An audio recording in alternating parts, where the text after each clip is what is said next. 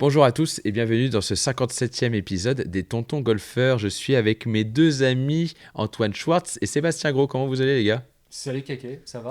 Salut les gars, ça va bien et vous? Au top, merci. Ouais, top. Nous, on est ravis d'être sous la pluie au Maroc. Ah, c'est vrai qu'au Ouais, moment là où vous enregistrez, ouais, vous êtes sous la pluie au Maroc alors qu'il fait 20 degrés partout, partout ailleurs en France en tout cas. ouais, c'est nous, tu sais, on est surprenants. On est vraiment, on fait des stages très surprenants. Bon, donc cet épisode qui va être sympathique et d'ailleurs on est en plein dedans avec Antoine vu qu'on est en stage. Ça va être sur les différents formats d'accompagnement qu'on peut proposer à nos élèves et donc la relation entre un entraîneur et l'entraîné. Donc du coup, pour les personnes qui nous écoutent, votre pro de golf, votre coach de golf comme vous aimez l'appeler et la relation que vous entreteniez avec lui et les différents formats sous lesquels vous pouvez arriver à progresser, prendre de l'expérience et voir pour chacun qu'est-ce qui est bon à en tirer. Donc voilà, on va essayer d'avancer un petit peu tous ensemble sur tous ces sujets-là.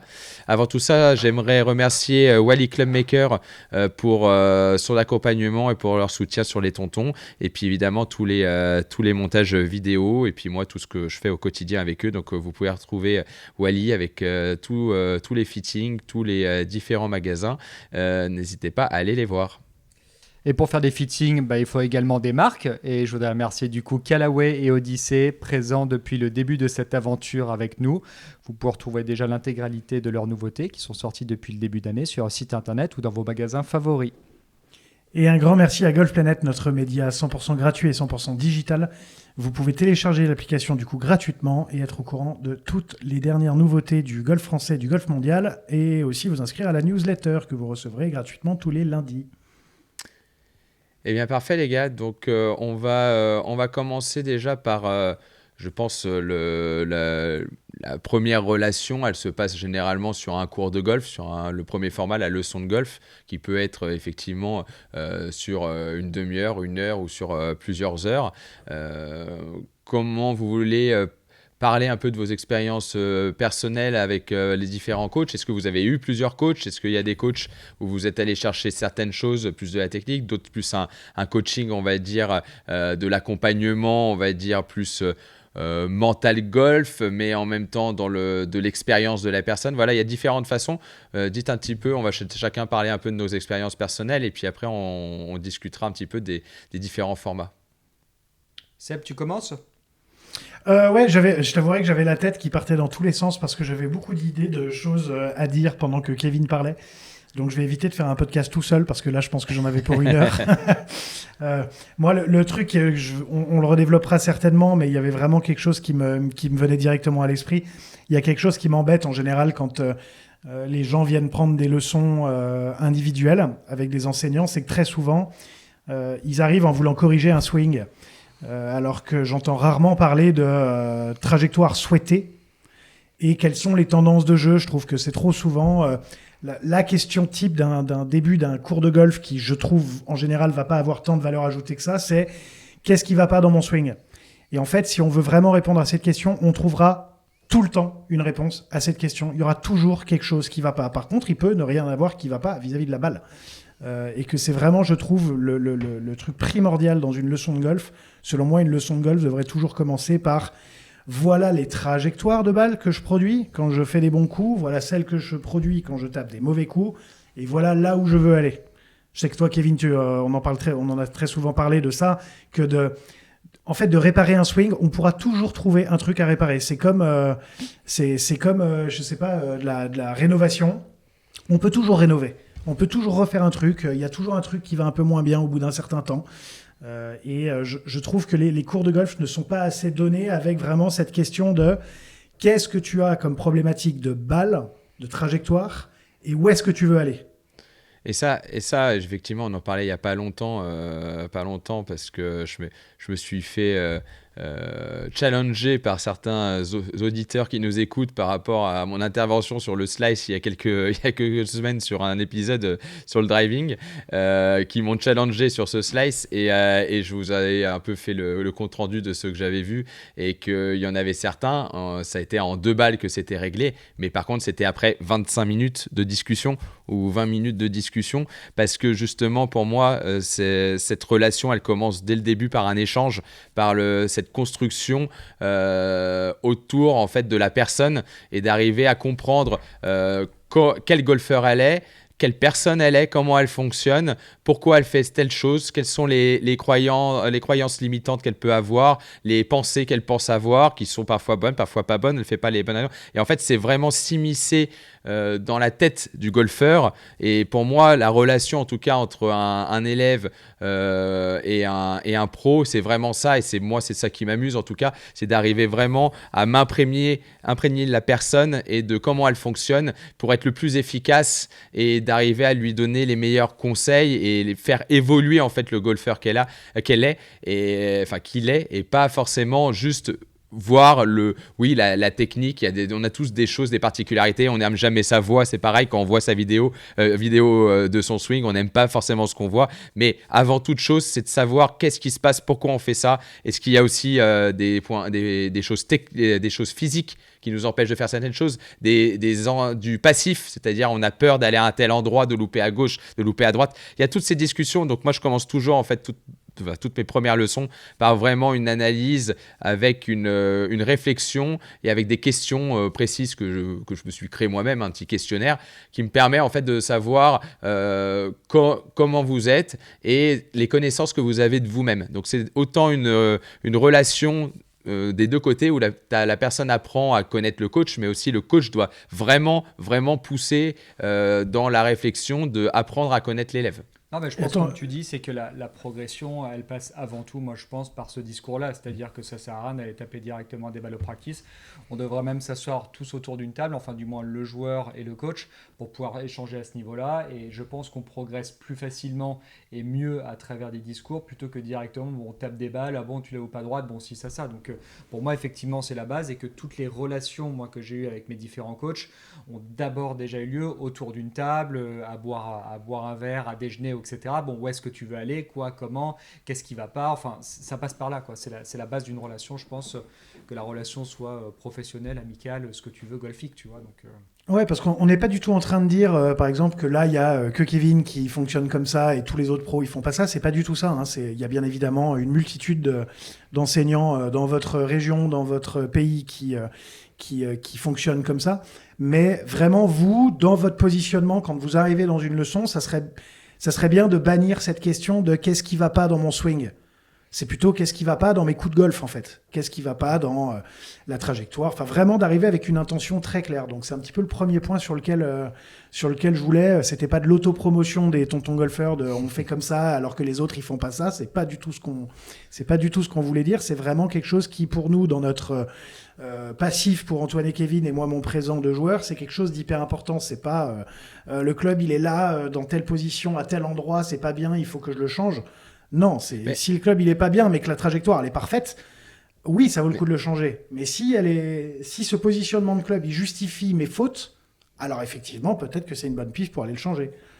Et parfois, en fait, ça justifie aussi l'intervention. C'est-à-dire que ça peut être, par exemple, vous avez une relation avec votre coach qui est très fusionnel dans le sens où il vous comprend parfaitement, il sait comment vous fonctionnez, mais vous n'arrivez pas, par exemple, à analyser quelque chose pour le coup de vraiment technique.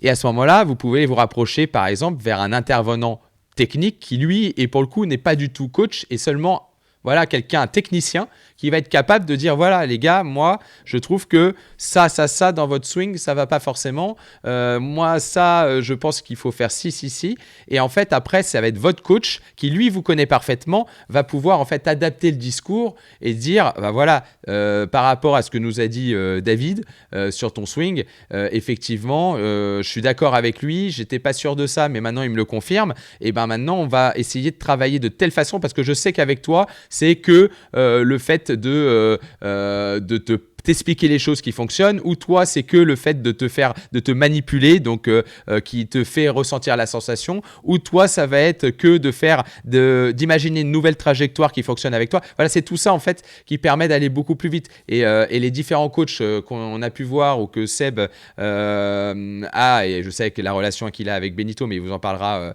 mieux que moi, en fait, pour que ça fonctionne, il faut que le coach il soit vraiment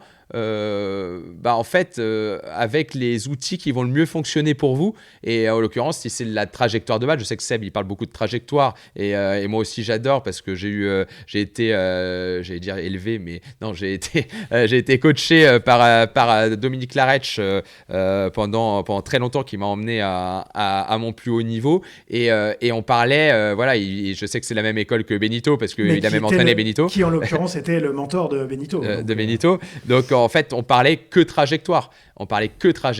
Et j'ai entendu parler de technique très longtemps après. En plus, ça se faisait un peu moins. On a vu, il y a eu la vidéo qui a commencé, il n'y avait pas le Trackman, tout ça. Mais en fait, c'est un couple et aujourd'hui, je trouve que c'est très bien de fonctionner sur la trajectoire, sur la technique, sur la biomécanique, il y a plein d'aspects. On a plein d'outils aujourd'hui pour faire en fait une multitude de choses et s'adapter à tout le monde. C'est surtout ça. Avant, on ne s'adaptait pas à tout le monde. Maintenant, on peut s'adapter à tout le monde. On a les outils pour.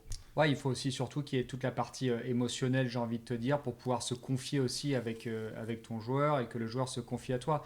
Je pense que c'est une relation qui est très spécifique. Après, il y en a qui aiment bien, je pense, mettre des barrières vis-à-vis de ça, que ça soit juste... Tu parles du coach ou tu parles de Non, je parle des deux. Les deux, dans les deux sens, okay. Tu vois. Mais moi, je pense qu'effectivement, pour pouvoir essayer de cerner autre chose que des problèmes techniques, parfois toute la partie mentale, elle est importante. Et le joueur doit aussi pouvoir se livrer, pouvoir s'ouvrir pour vraiment comprendre un petit peu ce qu'il en est, tu vois.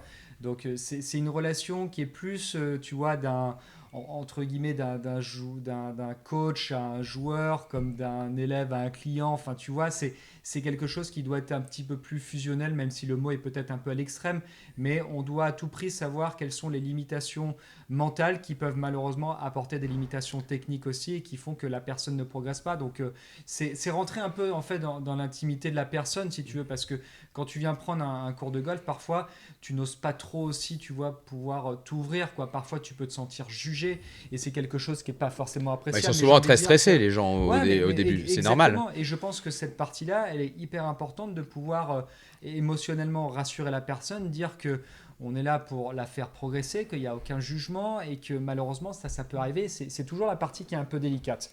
Et je trouve que ce n'est pas forcément évident parce qu'en fonction des caractères de chacun, nous je pense que notre but est aussi de pouvoir s'adapter à la personne que l'on a en face de nous. Donc il faut aussi pouvoir s'adapter à ce genre de situation. Mais je pense qu'il faut qu'il y ait un minimum d'ouverture pour qu'il y ait un épanouissement autant du côté joueur que du côté coach pour pouvoir optimiser, si tu veux, cette progression. Je suis mais totalement d'accord avec toi. Moi, je suis quelqu'un qui est assez dans l'émotion et qui aime bien en fait créer ce lien avec les personnes. Donc j'ai du mal moi à fonctionner et à être très performant quand j'arrive pas à créer ce lien, on va dire un peu plus intime avec la personne, où la personne se livre vraiment à moi. Et j'espère en tout cas que j'arrive à le créer assez facilement avec les gens pour arriver à créer justement cette proximité, parce que c'est là où j'arrive le mieux à transmettre ma pédagogie et mon enseignement. Mais c'est vrai qu'il y a des personnes qui, effectivement, mettent une barrière et sont moins à l'aise dans ça, où ça met plus de temps. Et il y a des personnes où c'est moins le cas. Et je pense qu'il faut arriver à s'adapter à tout le monde. Mais c'est vrai qu'il y a des coachs qui sont très froids et ça fonctionne très bien. Il y a des personnes qui sont très ouvertes et que ça fonctionne très bien. Je pense qu'il faut arriver à trouver pour chacun ce que vous cherchez. Et comme disait Seb tout à l'heure, c'est d'arriver à votre leçon avec des vraies recherches. C'est-à-dire, je sais ce que je veux.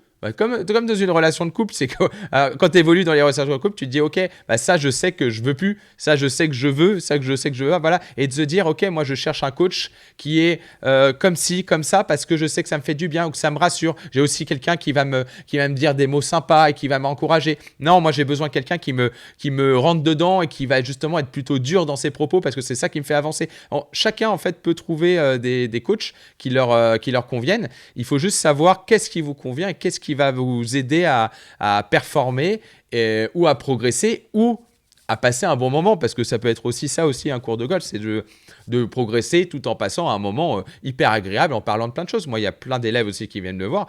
On parle de plein d'autres aspects de leur vie parce que ça leur fait du bien. C'est la thérapie du tapis, tu vois, c'est d'arriver à exprimer tout ce qu'ils ressentent et tout. Et puis le fait qu'ils puissent décharger un peu tout ça avec quelqu'un qui n'est pas là pour les juger, qui est là pour eux, pour s'occuper d'eux, ça leur fait aussi du bien. Ça leur fait du bien et du coup aussi, ils progressent dans leur golf. Tout le monde est content. Je me souviens même plus de la question que tu as posée à la base, là où je suis parti en fait complètement sur autre chose. Sur la relation, je pense que c'était la relation autour de ton coach et toi, ton expérience personnelle. Donc, en l'occurrence, avec les différents coachs que tu as eus, ou si plus particulièrement, si tu veux parler d'une relation spécifique, parce qu'on a tous eu plusieurs coachs, aller avec celle avec Benito, par rapport à quelle relation tu as et comment tu le places.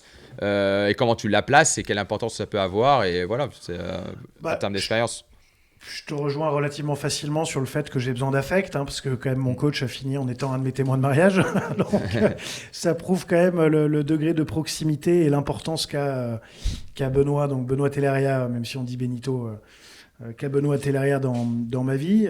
Moi, clairement, travailler avec quelqu'un là où il n'y a pas de...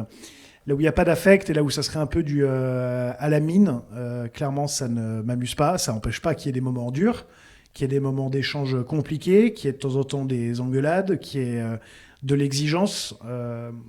Mais en tout cas, j'ai besoin de cette proximité parce que, exactement comme par rapport aux 25 premières minutes dont tu parles, Kevin, et même nous, Antoine, quand on commence nos séances de putting, c'est qu'il y a toujours un moment là où, en fait, là où on commence par discuter de comment moi je ressens le truc, par exemple quand je suis avec Antoine, de comment moi je ressens le truc, de ce que j'ai fait, de ce que j'ai pas fait, de ce que je fais mieux, de ce que je fais moins bien, en ressenti, et toujours au service de la balle, mais et comme tu disais toi Kevin, dans toutes les discussions que tu as avec tes élèves pour pouvoir mieux comprendre leurs problématiques, parce que la problématique n'est pas forcément due au swing, comme vous le dites très bien, ça peut complètement être dû à ce qui se passe entre les deux oreilles. Et donc du coup moi la proximité, c'est là où elle est hyper importante à mes yeux. C'est que si j'ai pas de proximité avec mon entraîneur, je vois pas comment est-ce que je pourrais me livrer à lui sur des craintes, des doutes, de la surconfiance même, parce qu'on parle toujours du côté négatif, mais il y a aussi de temps en temps là où tu peux avoir besoin de dire en ce moment je me sens intouchable, ou en ce moment je me sens complètement en contrôle de ma balle, ou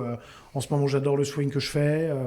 Donc c'est un peu tout ça qui fait que moi j'ai ce besoin de proximité dans mon staff. Et même le performance coach avec qui je travaille, je le dis en anglais simplement parce qu'il est anglais, au début ça me faisait même marrer parce que justement il y a un petit peu plus de distance, il y a un peu plus de pragmatisme à l'anglaise, et qui est vraiment à la fin du rendez-vous, c'est la fin du rendez-vous quoi. Quand il était même presque surpris de temps en temps quand je lui demandais des nouvelles de sa famille, et puis si, en fait, si ça va, mais c'est vraiment du business is business.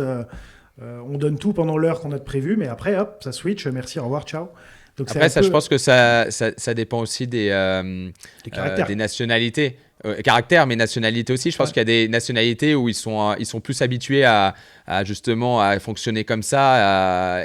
Quand notamment j'ai travaillé avec Hugh Marr, un Écossais qui est une grosse influence anglaise vu qu'il habite dans la région londonienne depuis très longtemps.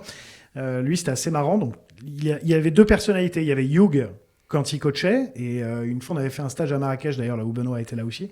À Rabat, pardon. Et par contre, quand vu que on était que tous les trois à être sur Rabat, du coup, on allait dîner ensemble le soir. Et le soir, c'était plus du tout la même personne. C'est-à-dire que c'était Hugh, le mec avec qui on s'entendait très bien. Alors que pendant les journées, c'était Hugh, on sentait que, oui, s'il y avait une petite vanne à faire, il n'y a pas de souci, mais c'était que la prestation pour laquelle je suis payé, en fait. C'était assez drôle. Double personnalité ou pas du tout? Ouais, non, mais c'est le switch en fait. Ouais, mais c'est je travaille, je travaille pas. Ouais, c'est voilà. Mais il y a des gens qui ont besoin de. Et puis ça, c'est toutes les nationalités. C'est pas les Français, ils sont souvent comme ça. Non, c'est toutes les nationalités. Il y a des gens qui ont besoin de faire ça dans la bonne humeur. Il y a des gens qui ont besoin de faire ça presque dans la souffrance. Et il y a tous les produits qu'il y a entre les deux en fait. Et ça, toutes les nationalités. Après... On voit des Anglais se marrer tout le temps. Quand on voit aussi des Italiens qui disent pas un mot. C'est vraiment il y a des profils différents. Après, il peut y avoir le côté quand même un petit peu plus, je dirais, l'Europe continentale. On est quand même plus facilement, tu vois, les Espagnols, les Français, etc., peut-être un petit peu plus proches. Alors que c'est vrai que les Nordiques, de temps en temps, ils mettent une petite réserve. Ils sont moins à l'aise dans cet échange d'émotions, on va dire, d'affect. Les Américains, il y a un peu de tout en fonction des États. Ouais, je pense qu'il faut surtout trouver ce qui nous correspond. Et puis, il faut pas chercher plus loin, en fait. Si tu as quelqu'un qui fonctionne pas, en l'occurrence, toi, c'est un coach de performance.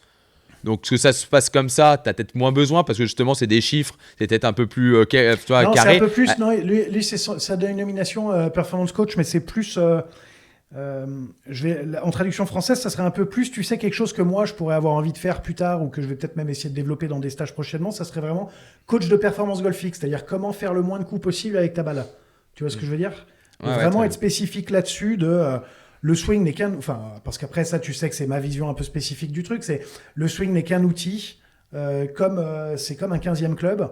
Et par contre, le plus important, c'est est-ce que tu vas toucher ta cible, comment tu vas mener ta partie d'échecs sur le parcours pour faire le moins de coups possible, et comment est-ce que tu vas aller gratter des points, un peu la règle des 80-20, le moins d'efforts possible pour le plus de résultats possible. Et lui, il est vraiment un peu plus là-dedans, avec même un côté psychologie aussi là-dedans. Ouais. Mais d'ailleurs, Seb, il y a quelque chose que tu fais là depuis quelques semaines que tu partages un petit peu aussi sur tes différents comptes, réseaux sociaux, là un peu autour de ça. Tu peux nous en dire quelques mots ? Alors c'est un tout petit peu coupé, il faudrait que tu recommences le début de ta phrase. Désolé, je disais que ça tombe bien ce que tu dis parce qu'il y a depuis quelques semaines maintenant, tu commences... C'est Kevin qui va prendre le relais. Le Wi-Fi marocain ne fonctionne pas, mon cher Antoine. Pour moi. Ce qu'il disait, c'est que justement, c'était un nouvel exercice, une nouvelle chose que tu avais lancé il y a quelques semaines déjà sur les... Enfin, on l'a vu passer sur les réseaux, mais c'est sur une plateforme. Et si tu voulais en parler, dire quelques mots sur ce... C'est gentil, les tontons qui me font de la pub, c'est sympa, effectivement. On va t'envoyer la facture, t'inquiète pas. Ah là, il a entendu. La facture, il a entendu. Le Wi-Fi remarchait. Rigole, je n'ai entendu que le mot facture. Rigole. Et alors en l'occurrence, c'est... vous me connaissez aussi, moi déjà, la passion que j'ai pour ce jeu, la passion que je commence à avoir aussi pour la transmission. Parce que je trouve qu'il y a trop de personnes qui se perdent en fait dans ce jeu et qui se trompent un peu de montagne à escalader pour d'oublier en fait que le golf c'est faire le moins de coups possible avec une balle et pas juste faire le meilleur swing possible. C'est-à-dire que oui, faire le meilleur swing possible c'est un très bon élément, mais ça ne suffit pas. Moi étant bizarrement, alors que quand j'ai passé mon bac, j'aurais jamais pensé dire ça un jour, moi qui commence à devenir un peu littéraire en vieillissant, je lis beaucoup et surtout j'écris aussi très souvent. Et j'ai commencé à tenir, à écrire des petits articles justement sur le regroupement d'articles, j'ai appelé ça ce que le score ne dit pas, justement d'essayer d'aller un peu lire entre les lignes aussi bien du jeu de golf que du golf professionnel, de ce qu'on peut, ce qu'est véritablement la vie d'un golfeur professionnel, vu que c'est pas souvent très bien retranscrit, véritablement le travail qu'il peut y avoir. Là, je sais plus à quel moment on sort, mais le prochain sujet que je suis en train d'essayer de voir, c'est justement tout le travail de l'ombre qu'il peut y avoir et qu'on ne voit pas forcément. Il y aura bien évidemment des moments là où je parlerai de doute, de la relation entraîneur, de la confiance, de la pression, de tout ça. Et en fait, c'est juste un endroit là où j'ai envie de m'exprimer assez librement, qui... dans un premier temps, en tout cas, est complètement gratuit, par exemple, pour reparler facture, Antoine, qui peut-être, sur le long terme, peut-être qu'il y aura aussi du contenu payant, parce que tant qu'à faire, vu que ça me prend du temps, et puis j'ai pas de problème avec l'argent, donc... donc voilà, donc quelque chose de pas très cher, mais c'est juste pour soutenir aussi un peu le projet et le temps que ça me prend, parce que j'essaie de transmettre, parce que je pense que j'ai des choses sympas à transmettre. Je réfléchis aussi à des projets de stage de 2 jours avec vraiment un côté très immersion et performance de golfeur professionnel qui a quand même, si j'ai pas gagné, mais qui a été pas si loin que ça de temps en temps de gagner sur le Tour européen et que je pense que j'ai 2-3 choses à transmettre qui peuvent être intéressantes. Donc en tout cas, l'espèce un peu de blog, en tout cas d'article que j'écris, Antoine, c'est sur Substrack. Mais je fais pas une grosse promotion parce que je veux juste que ça soit des gens qui soient intéressés en fait par ça véritablement, pas juste qui viennent s'abonner et puis hop, terminé. C'est un truc un peu peut-être un peu plus exclusif et puis c'est de la lecture donc c'est chiant. Donc voilà, mais en tout cas moi c'est un peu dans tous les différents coachs dont tu parlais, Kevin, au début, là où on peut faire de la biomécanique, de la technique et compagnie. Moi, c'est vrai que je vais me diriger peut-être vers un truc un petit peu plus, je vais utiliser un mot à la mode, mais un petit peu plus holistique, là où il y a un peu tout ce qui va avec, tout ce qui va autour, parce que c'est aussi ça qui me plaît, quoi. Voilà, merci je ferai un virement au tonton golfeur pour le moment pour la pub que vous m'avez. Donc, justement, on va rester sur un autre format parce que là, c'était un format du coup différent parce que c'était par la lecture, mais aussi par l'accompagnement, on va dire, plus holistique, comme disais. Mais tu parlais sous format de stage, tu as cité les stages et justement, c'est un autre format d'accompagnement autre que la leçon qui est intéressant. Alors, nous, en plus, on est en plein dedans avec Antoine. Là, on est en stage pour avec finaliser sur la leçon, je suis vraiment désolé de te couper. Pour finaliser sur la leçon, c'est assez compliqué. C'est pas comme les révisions sur les bagnoles, hein. C'est pas toutes les 20 000 bornes. C'est-à-dire que forcément, si vous avez un objectif de progression, prendre un cours tous les 6 mois ou tous les ans, c'est pas pour faire de la pub à Antoine et Kevin ou à tous les autres professionnels enseignants en France, mais ça va pas suffire, hein. Il y aura pas de miracle. Même si vous vous entraînez beaucoup à partir du moment là où il y a des choses qui commencent à évoluer dans votre manière de faire et votre manière de jouer, il faut du suivi. En tout cas, je suis un très fervent défenseur du suivi. Mais en fait, il y a un truc qui va être intéressant vis-à-vis de ce que tu dis, c'est que est-ce qu'il faut aller voir son coach quand ça va mal ou aussi quand ça va bien, tu vois? C'est une super question, mais ouais, voilà, parce que tu connais la base. C'est que moi je considère que on n'est pas comme des médecins. Un médecin, on va le voir quand ça va mal, quand on a. Mais c'est pareil, il faudrait aller le voir même quand ça va bien en fait. Voilà, mais moi ça va dépendre. Je vais faire le rapprochement aussi quand on allait voir l'ostéo, le kiné. Nous, alors on était pareil sur du haut niveau. Il y a des moments où on se sentait en pleine forme et on allait quand même le voir. Tout simplement, c'était pour être sûr que tout va bien. Moi, le coach, mon coach à l'époque, Guillaume, je savais ce que je travaillais. Parfois, je revenais à un tournoi, je revenais d'une victoire. C'est pas pour autant que je disais ah ben non, attends, j'ai pas besoin, on se voit. Non, j'allais le voir quand même 2-3 jours après la victoire. Tout allait bien, mais ce n'est pas parce que ça va très bien que je n'ai pas besoin d'aller voir mon coach, parce que mon coach, tu vas le voir pourquoi, par rapport déjà à des briefings aussi, c'est important de voir comment on peut améliorer certaines choses et que continuer à améliorer ce qui va bien. On va travailler, si tu veux, enfin on va renforcer ses points forts, on va travailler les points faibles, mais même quand ça va très bien, il faut continuer à aller voir son coach. Mais en fait, déjà, c'est déjà aller voir pourquoi ça va bien. Déjà d'identifier qu'est-ce qui fait qu'aujourd'hui tu as fait une bonne performance, tu vas bien. Donc c'est intéressant de savoir qu'est-ce que tu fais mieux que d'habitude. C'est intéressant aussi comme disait Seb plutôt, parfois de t'aider à redescendre entre guillemets sur terre par rapport à tes objectifs, parce que peut-être qu'il y a un surplus de confiance et donc du coup ça t'évite une chute brutale dans quelques semaines, de l'anticiper. Ça peut être de la prévention, de dire attention, tu joues bien, mais il y a ça qui est en train t'es un peu en train de dériver, un peu le grip, un peu la position de balle, un peu du placement. Tu vois, des choses qui viennent petit à petit abîmer le swing du golfeur ou par son organisation. Donc, c'est plein de petites choses qui, en fait, sont très bons. Et parfois, on peut même mettre des choses en place dans le swing de golf plus facilement quand tout va bien que quand tout va mal. Quand tout va mal, tu essayes de récupérer le joueur. Le joueur, il va pas bien, tu essaies de lui retrouver un contact, tu essaies de lui retrouver une trajectoire qui le conforte, tu essaies de lui retrouver une sensation qu'il connaît. Enfin, toi, tu essaies de tout remettre pour récupérer le golfeur, pour lui redonner de la confiance. Quand tout va bien, tu peux te permettre de dire tiens, essaye un peu ça, tu sais, on avait déjà commencé à travailler un peu dessus, tiens, on peut le faire peut-être un peu plus. Et puis, comme tu es dans un move qui est plutôt bon, tu vas peut-être arriver à le faire un peu mieux que les fois d'avant. Et hop, ça permet de passer sur des nouvelles choses. Donc, effectivement, il y a vraiment des intérêts à quand ça va mal et quand ça va bien. Et ça, on n'en reviendra pas parce qu'on l'a déjà dit sur d'autres épisodes. Mais en fait, c'est surtout planifier l'entraînement que vous comptez mettre. Donc, ça veut dire que si vous vous dites je ne pourrais pas tenir un entraînement plus qu'une fois tous les 2 mois, c'est pas grave. Vous faites avec ce que vous pouvez faire, mais vous faites tous les 2 mois, quasiment à l'avance. Vous bloquez, tac, tac, tac, tac, tac. Vous avez votre programme. Vous savez que vous allez vous entraîner entre-temps. Voilà, si c'est toutes les 2 semaines, c'est toutes les 2 semaines. Toutes les semaines, c'est toutes les semaines, toutes les 3 semaines. Mais surtout, faites quelque chose qui a un minimum cadré et qui a du sens par rapport au planning que vous pouvez mettre et le temps que vous pouvez mettre à ce jeu. Et donc, les formats stages, messieurs. Ouais.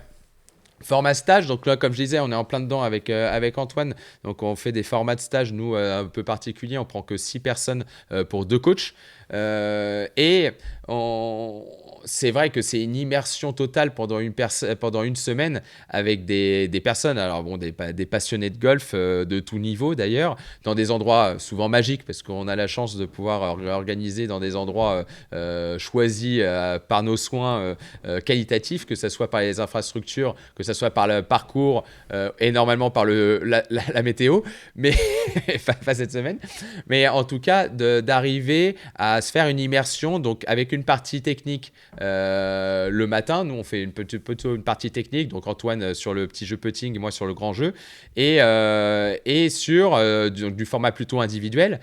Et l'après-midi sur du parcours où là, effectivement, on voit enfin, entre guillemets, nos élèves jouer sur le parcours parce que c'est vrai qu'on ne les voit pas assez, malheureusement. Et ça permet tout de suite de mettre des choses en place, de voir ce qu'on a mis en place le matin ou en l'occurrence, c'est des élèves à l'année, donc ce qu'on a mis en place les mois qui précèdent et de voir en conditions réelles de jeu qu'est-ce qui se passe. Et c'est là où, au final, tu gagnes beaucoup de temps parce qu'on se rend compte qu'il y a des choses.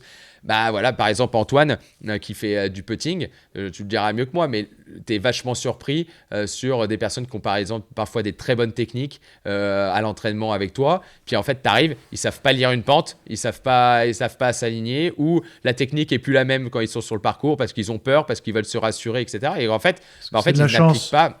Hein? C'est de la chance, le putting. Ouais, mais bon, on a été sympa avec toi, Seb. On a fait de la promo, on a fait un peu de promo pour moi, donc on va dire à Antoine que son métier sert à quelque chose quand même. Bon, c'est trop dur le putting, t'es trop fort, Antoine. Je suis pas venu ici pour coller des gommettes. Donc je suis désolé, vous voulez jouer à ça va très mal se passer. Vous allez vous retrouver qu'à 2 tontons golfeurs. Vous voulez qu'on passe à la menace, il n'y a pas de problème. Maintenant, Antoine, je vais sévir. Tu mets des vidéos, t'es en plein coaching avec des chats. Au baroque. J'ai le droit d'avoir une passion avec les animaux et les chats, non? Et voilà, maintenant on va critiquer mes passions. Qu'est-ce que vous êtes emmerdant. Ouais, on est tombé sur un chat marocain qui met des putts. Alors ça, c'est assez incroyable. Il est assistant coach avec Antoine, il met les balles dans le trou. Donc comme ça, tous les élèves, ils étaient contents, ils ont jamais loupé un putt. Le chat, il rabattait. Donc voilà, pour revenir plus sérieusement, en tout cas, le format d'immersion pendant plusieurs jours avec votre coach, je vous conseille vraiment de le faire. Quasiment tous les coachs proposent des formats comme ça.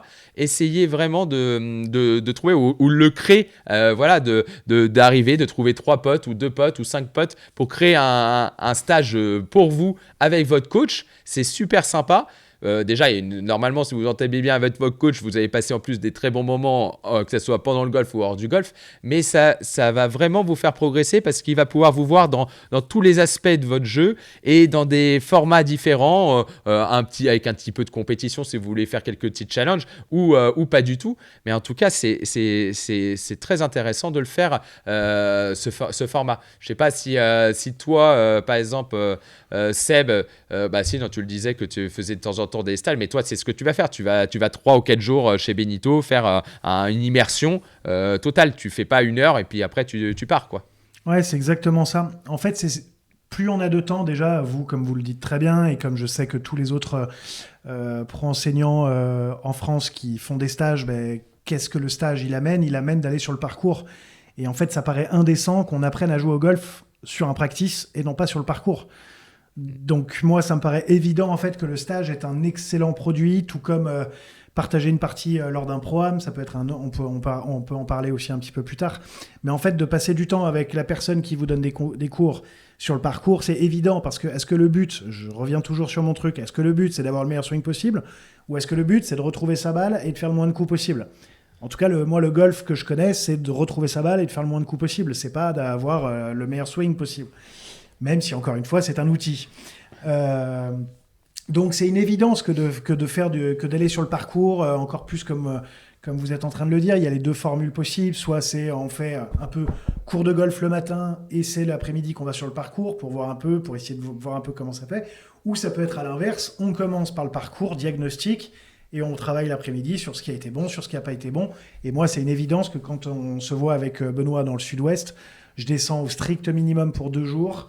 Il y a plus de temps quand ses enfants étaient plus petits. Moi, j'avais aucune responsabilité à Lyon non plus ou quoi que ce soit.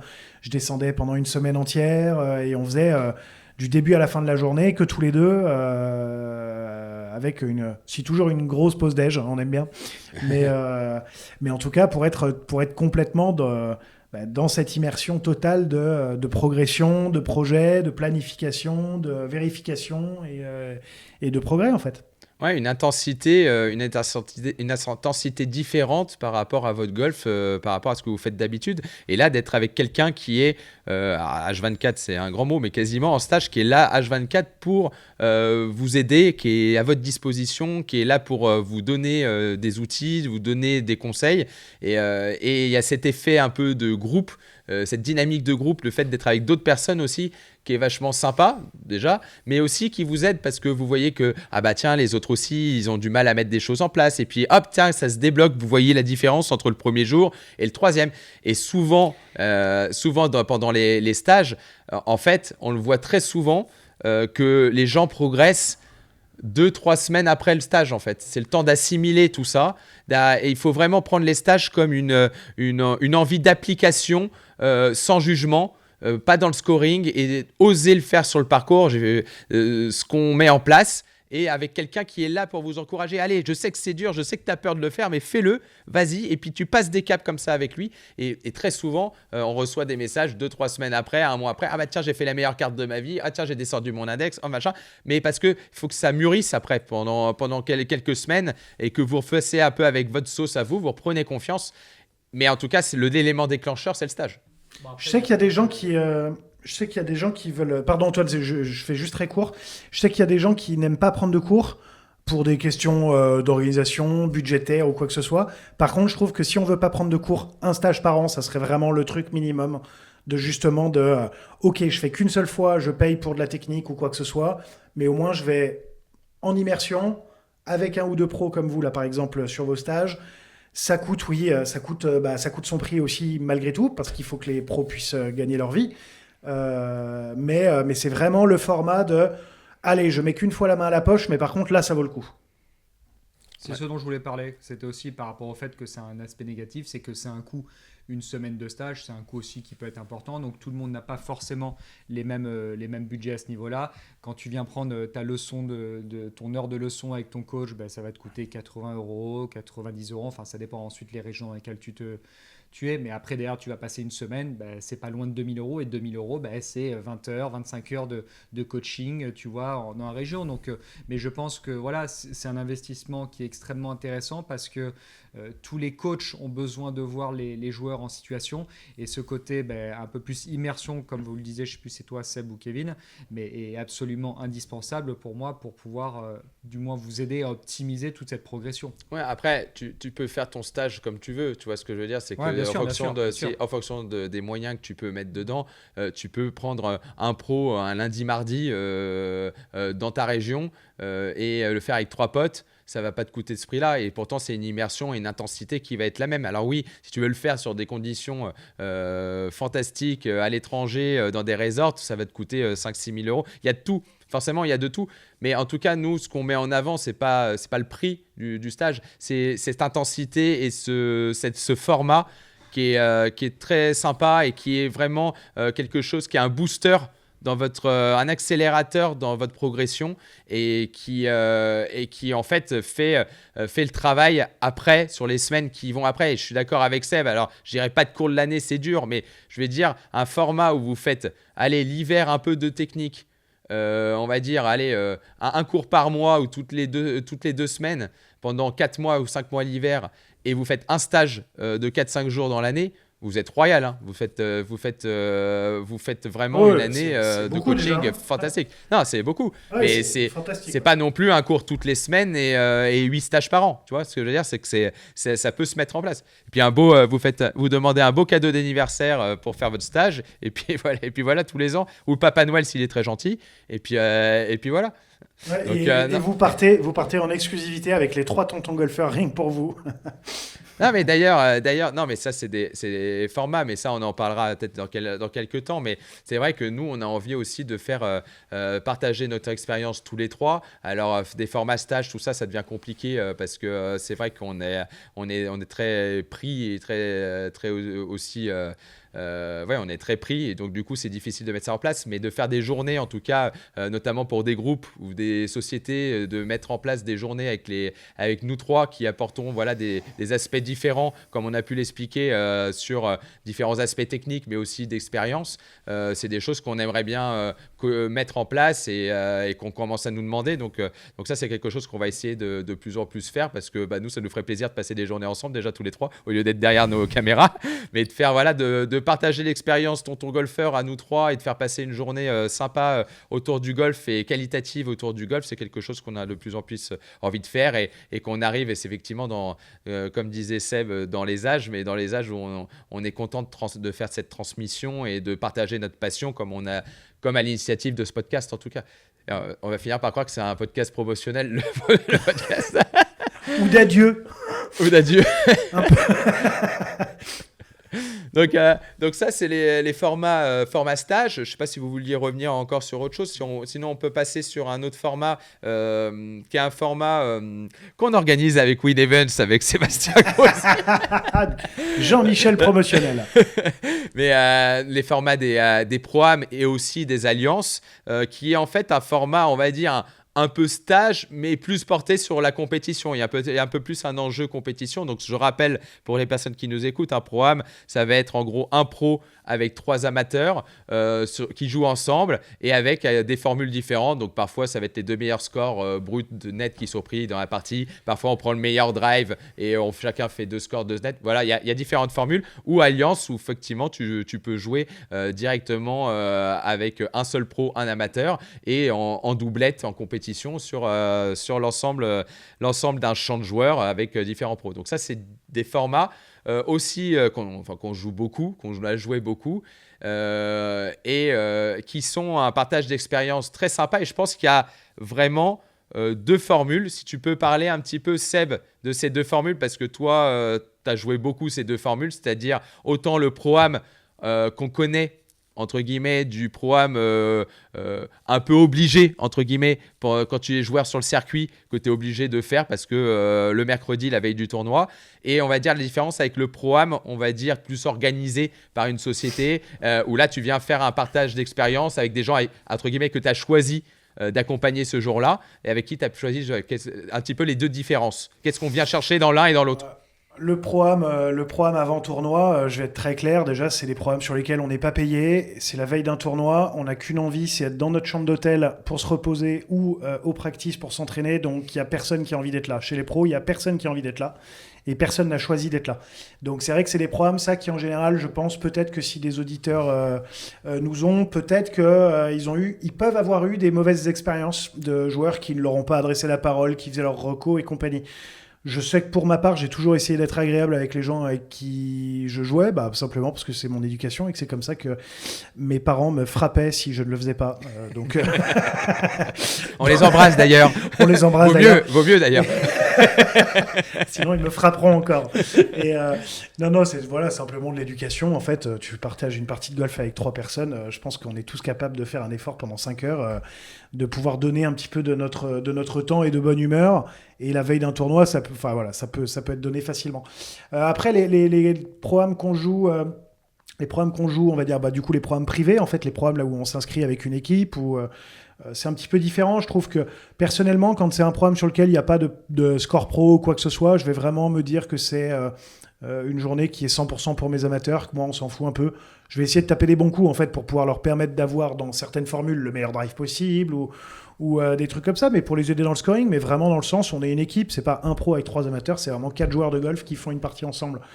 Et puis après, par contre, s'il y a un score pro, malgré tout, moi j'ai encore suffisamment de golf dans les cannes pour pouvoir potentiellement le gagner, le pro-am, ou en tout cas prendre les chèques un peu de la partie haute. Donc du coup, souvent, ils sont au clair dès le début. Là, on est là pour jouer notre partie, mais aussi potentiellement voir Seb performer. Et donc là, il va y avoir un côté, pour reprendre le mot immersion, un peu comme s'ils étaient presque pendant une de mes parties chez les pros, là où je vais quand même nettement moins parler, je vais moins être à leur disposition, entre guillemets, mais ils le savent dès le début. Donc c'est là-dessus justement que je voulais que tu mettes le doigt, c'est qu'effectivement quand vous avez la chance de pouvoir jouer par exemple un pro-am d'un grand, tu vois, le pro-am de l'Open de France, enfin des pro-am de circuit de ce niveau-là, vous attendez pas forcément, alors même si les joueurs sont de plus en plus sont quand même sympas, et il y en a plein qui vont passer une bonne journée. Ça veut pas dire que c'est le bagne, les gars. C'est le bagne, mais sachez quand même qu'ils sont là pour que vous viviez une expérience à l'intérieur des cordes, c'est-à-dire que vous avez la chance de jouer le produit du Tour européen, la préparation du parcours, de voir le joueur dans son élément qui est en train de s'acclimater avec le parcours. À part quelques mecs très très sympas comme ceux qu'on reçoit chez Tonton Golfeur, comme Alex Lévy ou Oyan ou Tom ou quoi que ce soit, faut pas s'attendre à ce qu'on vous donne beaucoup de conseils enfin c'est pas le rôle quoi. Ouais. Et donc forcément, soyez pas déçus. Venez avec une attente de dire, ça va être sympa. Je vais voir un super joueur ou un joueur que je vois d'habitude à la télé en train de jouer. Et voilà. Et prenez ça. Après, si vous allez sur des programmes privés et que là vous choisissez vous-même le pro, là évidemment, il faut vous attendre quand même à autre chose, ou sinon que vous avez mal choisi le pro. Mais il faut essayer de créer une équipe sympa. Et là, le pro. Pour moi, et c'est pour ça que pour les programmes qu'on organise notamment avec Seb, moi je suis pas pour mettre un score pro comme disait Seb, parce que moi je suis là parce que je veux que les gens qui payent pour cette prestation, donc qui sont les personnes qui nous écoutent et les amateurs, je veux qu'ils passent la meilleure journée possible et qu'ils aient le plus de retour sur cette journée, d'expérience, de partage. Et c'est vrai que le pro, si tu le challenges sur son métier, comme dit Seb, il va vouloir aller gagner cet argent et du coup il peut pas faire son métier au top, donc il est dans un entre-deux qui est très difficile pour lui et donc je préfère pas mettre les joueurs dans cette position. Je préfère à la limite mieux les payer dès le début. Ouais, pas de les payer dès le début. Payer pour une prestation, pas de score pro, pas de score par équipe avec une prime pour le pro en tout cas. Et comme ça, le pro, il est là pour ses amateurs et le but, c'est que les amateurs passent la meilleure journée possible. Ouais, c'est le but pour moi d'un programme, c'est que les amateurs passent la meilleure journée et le pro, qu'il ait bien joué ou mal joué, que ça arrive à devenir presque anecdotique. Alors oui, c'est toujours mieux. C'est toujours mieux de voir son pro faire -8, des birdies, etc. On est tous d'accord. Mais au final, si le pro, il arrive à faire passer une super journée à ses amateurs, même en ayant fait une journée de golf moyenne, c'est que c'est un super pro et qu'il est fait pour partager, pour partager sa passion et pour pouvoir faire des programmes. Pour moi, c'est vraiment ça. Alors oui, je préfère qu'il joue bien. C'est toujours mieux pour tout le monde. Mais voilà. Et pareil, vous, parce que c'est à cause de ça aussi que les pros ont peur, ne jugez pas votre pro. C'est pas parce que le pro il fait soit, je sais pas, des bogeys, des doubles, il perd des balles, etc.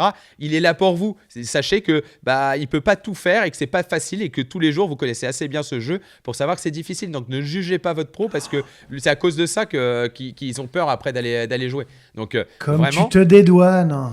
Ah ben moi je me dédouane pas du tout parce que moi c'est pour ça juste que je me concentre pour garder ma longueur au drive parce qu'au moins ils ont l'impression que j'ai bien joué parce que j'ai tapé des gros drives toute la journée.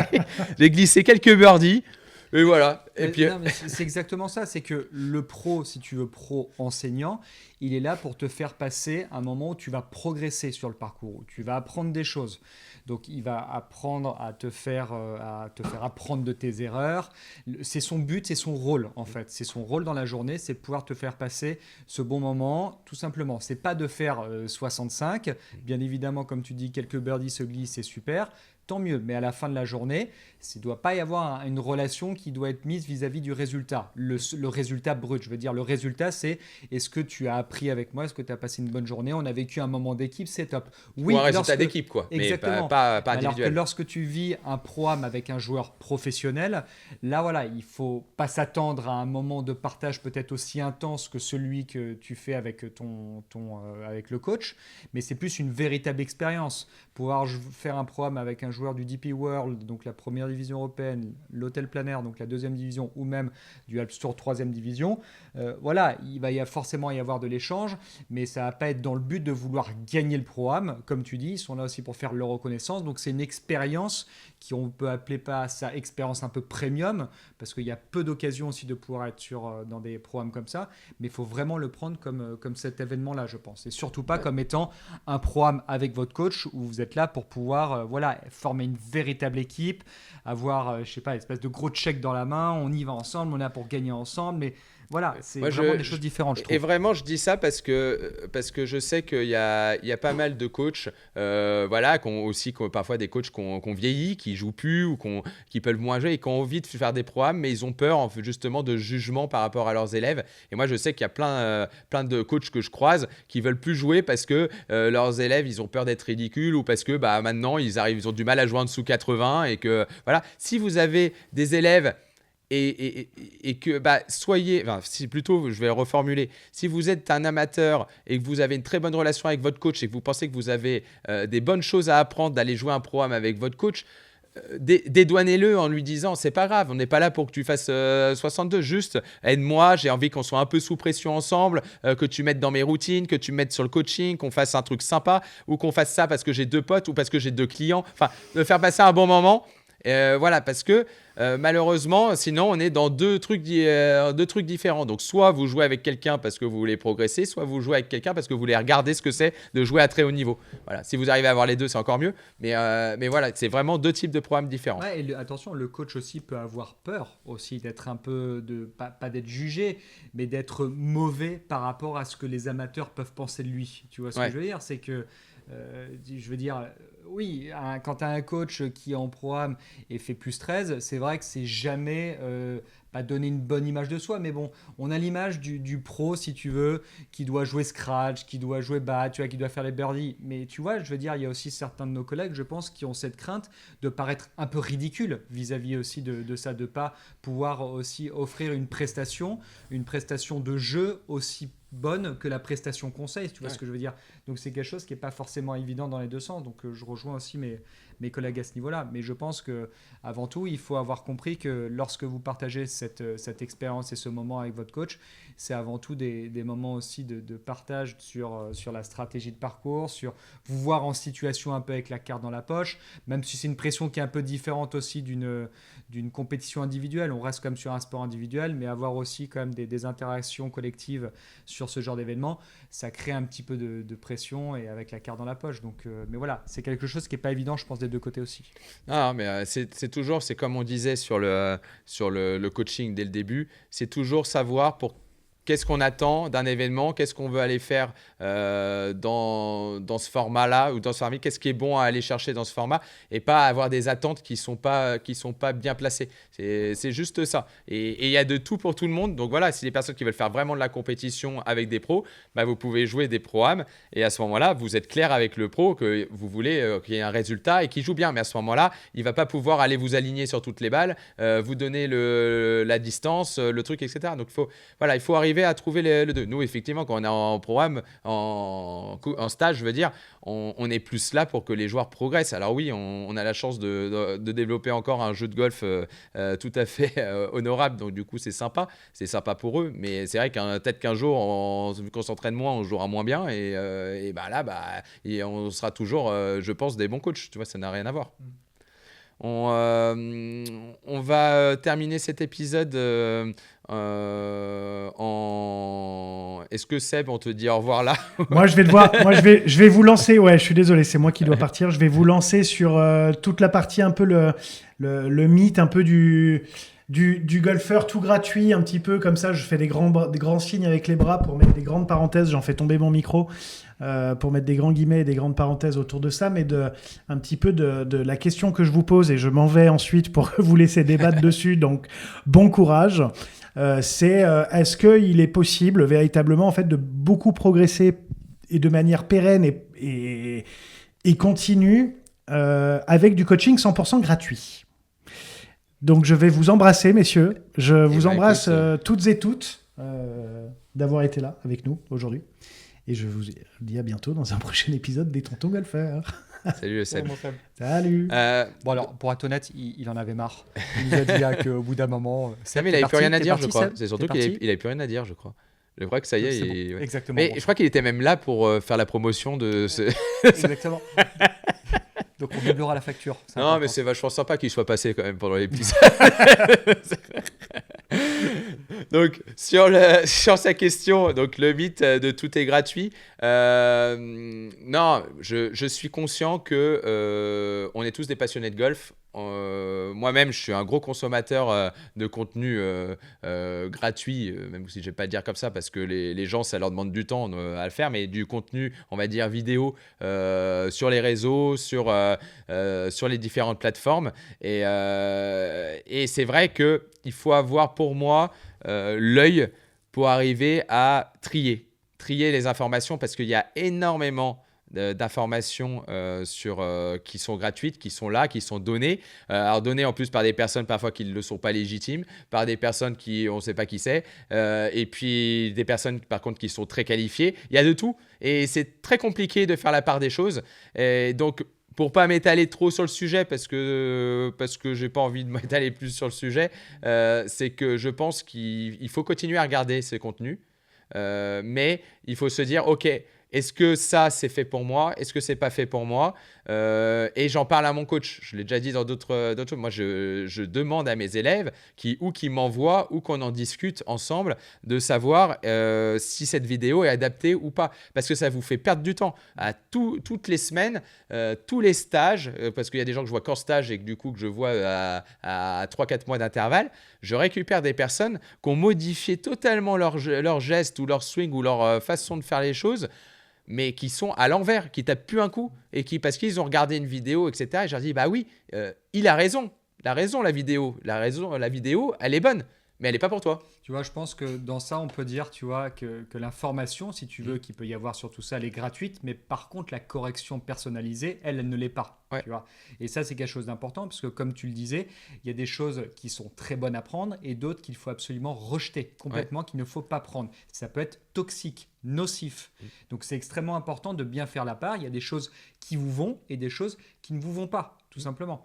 Donc, dans ces conditions-là, c'est comme quand vous prenez un buffet, que vous êtes je ne sais où, il y a des choses qui vont être très bonnes pour vous et d'autres qui ne vont pas l'être. Vous avez tout ce qui peut tourner autour de la nourriture, mais il faut être vigilant. Vous en prenez certaines, malheureusement, elles vont vous causer des intoxications alimentaires, vous allez être malade. Là, c'est un peu la même chose. Vous regardez certaines choses, si vous les prenez, vous essayez de les intégrer, malheureusement, elles vont être nocives pour moi, pour vous, elles vont vous rendre malade, elles ne vont pas vous faire progresser. Donc, à la limite, accordez plus d'importance, je pense, sur peut-être le conseil général, tout ce qui va être autour de la stratégie, parce que la stratégie, je pense qu'il y a beaucoup plus de choses à prendre qui sont positives que du coup sur la partie technique, parce que la stratégie peut avoir un aspect beaucoup plus universel, alors que la technique est quelque chose d'un peu plus personnel. Ouais, mais encore une fois, je suis d'accord avec toi, parce que ça peut ouvrir des sujets de réflexion. Mais la stratégie, elle dépend aussi vachement de ce que tu produis, de ta dispersion, de ce que tu fais, de la trajectoire que tu fais le mieux, que tu fais le moins bien. Tu vois. Donc, je trouve que c'est un sport qui est très compliqué et on essaye de plus en plus de le généraliser et de faire du volume et d'envoyer des informations à droite à gauche. Nous, on le fait par le format audio. On essaye le moins possible de faire des trucs techniques, mais je sais combien c'est compliqué de faire des vidéos qui vont, on nous en demande, on en a fait, c'est difficile de faire quelque chose qui n'est pas personnalisé pour un golfeur. Alors oui, il faut rester sur des choses générales qui ouvrent des sujets de réflexion aux gens et qui vont les faire progresser. Si vous les prenez comme ça, les vidéos, il n'y aura jamais de problème. Si vous les prenez comme acquis, comme quoi c'est la dernière vidéo qui a raison et que vous allez tout de suite l'intégrer dans votre jeu, vous allez vous perdre et tous les mois, toutes les semaines, vous allez partir dans tous les sens. Donc, essayez vraiment de les trier et je sais que c'est pas facile et que en plus avec Instagram, dès que une fois que t'as regardé 2 vidéos de tuto, du tuto golf, t'en as 500 qui t'arrivent tous les jours. Donc, c'est très compliqué et on a envie de les regarder. Mais essayez d'avoir un jugement vraiment un peu reculé sur ça et vous dire c'est pas forcément une vérité, c'est pas forcément adapté. Et moi, je suis vraiment pour m'adapter à chaque personne. Et forcément, ça se passe par du côté individuel et de la proximité avec la personne. C'est difficile de le faire par vidéo, sauf si c'est du coaching individualisé par vidéo, mais pas des trucs généralistes qui vont pour tout le monde. Malheureusement, voilà. Alors, de temps en temps, vous allez avoir la chance de tomber sur un truc qui est super pour vous, et tant mieux. Mais parfois, ce n'est pas le cas. Donc, avant de prendre des grandes directions techniques dans votre swing, parlez-en à la personne qui s'occupe d'essayer de vous faire progresser au quotidien ou 1 ou 2 fois par an. Et quand vous écoutez d'ailleurs les meilleurs joueurs du monde parler de conseils qu'ils vous donnent, vous allez souvent les entendre dire moi, ce que j'aime, c'est blablabla. Donc, c'est moi pour moi. C'est pas moi, ce que je vous demande de faire, c'est ça. Donc, c'est pour ça qu'il faut être extrêmement vigilant aussi par rapport à ce qui se dit, par rapport à cette communication qui doit être surtout bien interprétée pour pas qu'il y ait de problème et surtout de quelque chose qui serait négatif envers vous, quoi. C'est extrêmement important. Mais c'est pareil avec tous nos épisodes. Ce que je veux dire, c'est qu'il y a des choses qui sont bonnes pour certaines personnes, d'autres qui sont bonnes pour d'autres. Alors, on essaye d'ouvrir tous les horizons pour essayer d'avoir de plus en plus de personnes qui se reconnaissent dans ce qu'on dit. Mais tout ce qu'on dit n'est pas une vérité, ça dépend de chaque personne et c'est à vous de les trier et à nous après de vous expliquer. Il y a plein de personnes qui nous contactent via les réseaux, via les mails, etc. et qui nous posent des questions qui sont plus spécifiques à eux. Et ben, on essaye avec l'explication un peu du contexte, on arrive à leur répondre si c'est adapté ou pas pour eux et d'aller voir avec leur coach, avec ça, etc. On est les premiers à vouloir faire la chose le mieux possible pour tout le monde. Mais voilà, c'est pas facile pour ceux en tout cas qui font que du contenu vidéo. De faire sous un format éducatif, c'est pas évident. Ouais, exactement. On d'abord un grand merci à Wally Clubmaker pour cet épisode encore qui va nous monter aux petits oignons, et puis vous pouvez aller retrouver tous les magasins, tous les fittings à Longchamp où je suis ou dans les autres magasins de Wally. Et un grand merci à Callaway et Odyssée présents depuis le début de cette aventure avec nous. Vous pouvez retrouver l'intégralité de leurs nouveautés sur le site internet ou dans vos magasins favoris. Et un grand merci à à Golf Planet pour pareil son soutien, sa diffusion tous les 15 jours dans la newsletter. Et surtout, n'hésitez pas à vous inscrire, c'est gratuit et vous allez avoir toutes les informations de toute l'actualité golfique. Donc voilà, pour clôturer cet épisode, en tout cas, sur la relation coaché, entraîneur, entraîné, je pense que c'est une relation très forte qu'il faut prendre plaisir à créer sur le temps. Parfois, on peut se tromper. On peut avoir pris un coach et puis en final, on ne matche pas avec et on va voir un autre. Vous lui expliquez. Prenez toujours le temps de dire à votre coach, voilà, écoute, j'aimerais aller voir quelqu'un d'autre parce que pour telle ou telle raison, pour telle chose. Je sais que c'est souvent un problème. Oui, ça ne fait pas plaisir, mais au moins c'est honnête. Il n'y a pas de problème. Comme ça aussi, entre les deux coachs, il n'y a pas de problème aussi. S'il y a des coachs qui nous écoutent, moi, quand j'ai un élève qui vient me voir d'un autre coach, je prends le temps de l'appeler ou de lui mettre un petit message en lui disant « Ah, tel est venu me voir, il était gêné de te le dire ou pas, ou c'est à lui de le dire. » Mais en tout cas, je voulais te dire que je le prenais un cours. On va voir si ça fonctionne. J'espère que ça ne te dérange pas. Et voilà, et j'ai des personnes où c'est l'inverse. C'est pas que moi. J'ai des personnes, surtout à Longchamp, on est 30 pros. Donc ça arrive que j'ai des élèves qui aillent voir quelqu'un d'autre. Et voilà, et je suis content quand ils font l'effort de venir me voir et me dire voilà, écoute, je voulais essayer avec un tel, ou t'étais pas là, j'ai fait un cours avec un tel et j'ai bien aimé, j'aimerais bien faire quelques leçons. Et je lui dis mais écoute, c'est génial, tu le fais si c'est ce que tu ressens que tu as besoin, il n'y a pas de problème. Si tu veux revenir, tu es libre de revenir quand tu as envie de revenir. Tu as envie qu'on en discute avec l'autre pro pour que vous gagniez du temps sur ce que moi j'ai analysé. Voilà, il n'y a aucun problème, je le fais aussi. Et voilà, et le but, c'est que les golfeurs, ils progressent et que notre jeu, il évolue et que tout le monde progresse. C'est ça la. Et oui, ça fait pas plaisir quand tu as un élève qui part, mais c'est la vie, c'est comme ça et il faut avancer. Et justement, il faut bien le prendre. Voilà. Et vous, ne soyez pas stressé à changer de coach, c'est pas grave. Il va s'en remettre, il a d'autres choses dans la vie aussi et il a d'autres élèves. Donc voilà, ne créez pas une situation compliquée, parce que c'est déjà une relation qui est difficile à mettre en place. Donc vraiment, faites différents formats, les leçons, les journées un peu plus intensité, stage à l'étranger pour ceux, des programmes, des alliances. Voilà, ça c'est plein de formats qui sont très sympathiques à découvrir. Puis après, vous verrez ce qui vous convient et ce que vous aimez faire. Et puis voilà. Très bien. Écoutez, encore merci d'avoir écouté cet épisode. Comme d'habitude, n'hésitez pas à nous écrire sur les différents réseaux sociaux. On y répond à chaque fois. C'est important de pouvoir faire ces partages avec vous. On adore partager. C'est la raison pour laquelle on a créé ce podcast. Donc du coup, c'est la raison pour laquelle on répond à vos messages. Bien évidemment, n'hésitez pas à nous soutenir, que ce soit à travers des likes sur les réseaux sociaux, des petits pouces, des bons avis hyper sympas. Voilà, Kevin est beau, Antoine est beau, Sébastien est magnifique. Enfin voilà, leur contenu est bon. Ça, c'est extrêmement important pour nous. Ça nous permet d'avancer, de monter tout en haut sur du coup le classement des podcasts. On vous souhaite du coup une excellente journée, un très bon golf ou une excellente soirée ou une excellente nuit. Ça dépend du moment auquel vous écoutez cet épisode. Et on se retrouve très prochainement pour un nouvel épisode des Tontons Golfeurs. Salut Kevin. Salut à tous. Et salut Seb.